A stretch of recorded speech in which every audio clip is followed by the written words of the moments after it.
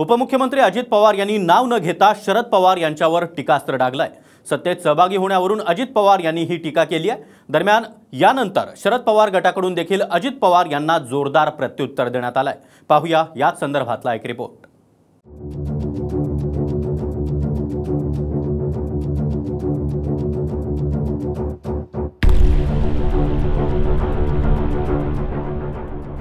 लोकशाहीमध्ये काम करत असताना बहुमताचा आदर करायचा असतो हे आम्ही आमच्या वरिष्ठांसकट सगळ्यांना सांगत होतो। भोपाळला काय एक भाषण झालं नरेंद्र मोदीचं, तिसऱ्या दिवशी तिकडे सामील झाले घाई करते। कर्जतच्या निर्धार सभेतून अजित पवारांनी नाव न घेता थेट शरद पवारांवरच हल्लाबोल केला। लोकशाहीत बहुमताचा आदर करायचा असतो, मात्र काही लोकांनी ऐकलं नाही असा टोला अजित पवार यांनी लगावला। दरम्यान यानंतर शरद पवार गटाकडूनही अजित पवारांना जोरदार प्रत्युत्तर देण्यात आलंय। लोकशाहीमध्ये काम करत असताना बहुमताचा आदर करायचा असतो हे आम्ही आमच्या वरिष्ठांसकट सगळ्यांना सांगत होतो, परंतु काहींनी ऐकलं काहींनी नाही ऐकलं। आता काय करायचं? तुम्ही पाहिलं मागे नितीश कुमारनी पण काही भूमिका घेतलेली पाहिली, तिथं ममता बॅनर्जीने पण काही भूमिका घेतलेली पाहिली, जयललिता हयात नाहीत परंतु त्यांनी पण काही भूमिका घेतलेली पाहिली। आपल्या महाराष्ट्राने पण 1978 पासून वेगवेगळ्या प्रकारच्या राजकीय भूमिका ह्या राज्यामध्ये काय घेतल्या गेल्यात ते पण आपण पाहिलेलं आहे। आणि त्याच्यामुळं राजकीय युती ही प्रत्येक पक्षाला त्या वेळेसची राजकीय परिस्थितीनुसार घ्यावी लागते। सत्तेतून लोकांची कामं करणं ही राष्ट्रवादी काँग्रेस पक्षाची आणि कार्यकर्त्याची आणि नेत्याची भूमिका आहे।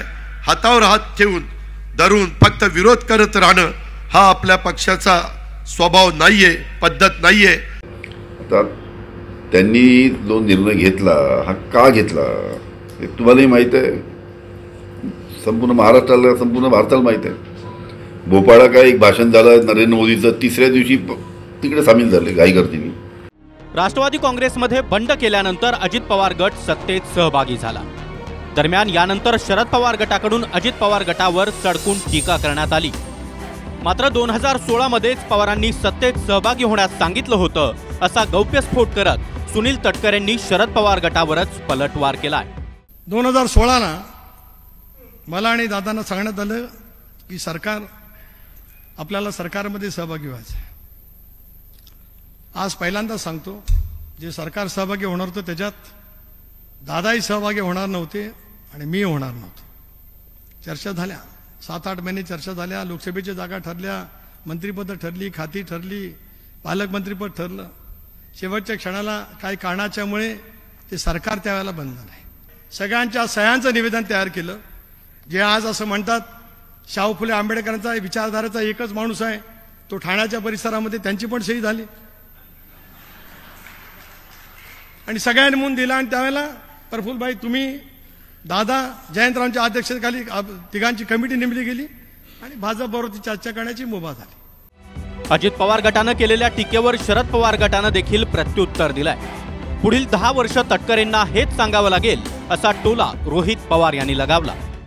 वर्षभर त्यांना हेच सांगावं लागतं की आम्ही आदरणीय पवार साहेबांना का सोडलं। याच्यावरूनच तुम्ही समजून घ्या की लोकांना ते पटलेलं नाही। त्यांना सातत्याने हेच सांगावं लागतं आम्ही साहेबांना का सोडलं। त्यामुळे अजून 10 वर्ष त्यांनी घालवले तरी लोकांना ते खरं वाटणार नाही। लोकांना खरं काय हे माहीत आहे, त्यामुळे ते बोलत राहतील पण लोक 2024ला करून दाखवतील।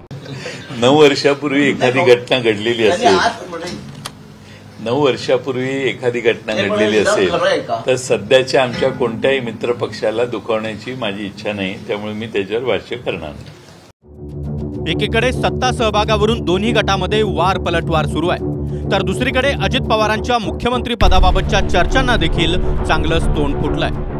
कर्जतमधल्या शिबिरात अजित पवारांनी केलेल्या वक्तव्यानंतर राजकीय वर्तुळात तर्कवितर्क लावले जात आहेत। ही ऊर्जा आपल्याला सर्व दूरपर्यंत पोहोचवायची आणि ते पोहोचवण्याच्या करता आपण पण काळजी करू नका। इथली तरुण मुलं वेगवेगळ्या घोषणा देत होती, त्याबद्दल पण काळजी करू नका। पहिली लोकसभेची निवडणूक आहे आणि नंतर तुमच्या मनात जे आहे ती निवडणूक आहे, परंतु आम्ही लोकांच्या मनामध्ये काय आहे ते जाणणारी माणसं आहोत। कार्यकर्त्यांच्या मनातली इच्छा आहे, महाराष्ट्राच्या जनतेची इच्छा आहे, पण आम्ही वास्तववादी आहोत, रिअलिस्टिक आहोत। आमच्या सर्वांच्या समोर आव्हान आहे लोकसभेच्या निवडणुकीमध्ये NDAचे 45+ निवडून आणणं हे राजकीय आव्हान घेऊन शिवसेना, भारतीय जनता पक्ष आणि राष्ट्रवादी काँग्रेस पक्ष एकत्रितपणाने काम करणार आहेत. मुख्यमंत्री पदाबाबतच्या चर्चेवरून रोहित पवारांनी अजितदादांवर निशाणा साधलाय. पुरोगामी विचारांसोबत अजितदादा राहिले असते तर चांगले मुख्यमंत्री झाले असते असा टोला त्यांनी लगावला. तर याच मुद्द्यावरून संजय राऊतांनीही शिंदे गटावर जोरदार निशाणा साधलाय. पुरोगामी विचाराबरोबर दादा राहिले असते तर खूप जबरदस्त मुख्यमंत्री ते होऊ शकले असते आणि लोकांचे मुख्यमंत्री ते झाले असते. पण जेव्हा एखादी व्यक्ती, एखादी पार्टी BJP बरोबर जाते तेव्हा BJP टप्प्याटप्प्याने त्या व्यक्तीची ताकद ही कमी करते आणि आज आपण सर्वांनी ते होताना बघितलेलं आहे. ज्या नेत्यांनी अजितदादांच्या कानात बोलून बोलून निर्णय घेण्यासाठी लावला तेच नेते येत्या काळामध्ये त्या गटाबरोबर राहतील असं वाटत नाही. अनेक त्यातले नेते हे भाजपबरोबर जातील. प्रत्येकाला वाटतं की व्हावं मुख्यमंत्री. आम्हालाही वाटतं अजित पवारांनी मुख्यमंत्री व्हावं. 31 डिसेंबरला होत आहेत का? कारण 31 डिसेंबर नंतर जागा खाली होते, शक्यता आहे, तर आम्ही स्वागत करू. अजित पवारांनी राष्ट्रवादीमध्ये केलेल्या बंडानंतर दोन्ही गटांमध्ये आरोप प्रत्यारोपांचा सामना सुरू आहे. मात्र आता थेट अजित पवारांनीच अप्रत्यक्षरित्या शरद पवारांवर निशाणा साधल्यानंतर शरद पवार काय भूमिका घेतात याकडे लक्ष लागलंय. Bureau report, TV9 Marathi.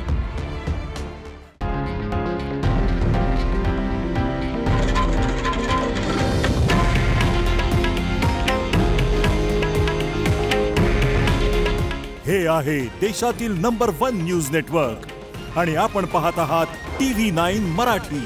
काळजी तुमची, हित महाराष्ट्राचं.